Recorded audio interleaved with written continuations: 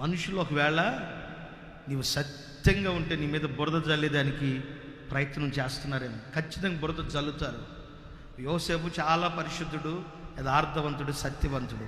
కానీ మోషే మీద ఒక బురద జల్లారు. బురద జల్లటం కాదు, అసలు మామూలుగా కాదు, యోసేపు మీద చాలా వేశారు. యోసేపు మీద చాలా నిందలు అన్నీ వేస్తే యోసేపు కూడా ఏం చేశాడు, అన్నిటిని తీసుకున్నాడు, అనుభవించాడు.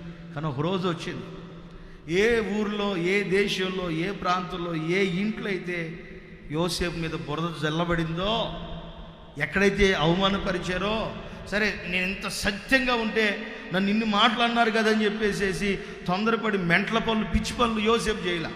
కొంతమంది చేసేది ఏంటంటే, ఎవరో ఏదో అన్నది పట్టించుకుని, ఎవరో ఏదో చేసినయే వాటిలో మైండ్లో పెట్టుకుంటారు.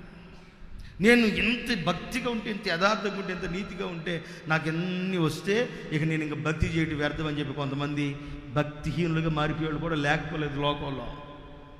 నేను ఎంత నిష్ఠతో, భక్తితో, పరిశుద్ధంగా ఉంటే నాకే ఇన్ని నిందలు వచ్చాయి, నాకే ఇన్ని అవమానాలు వచ్చాయి అని పంది పడినట్లుగా, బురదలో పడినట్టుగా వెళ్ళి లోకంలో పడిపోయేవాళ్ళు లేకపోలేదు ఈ లోకంలో.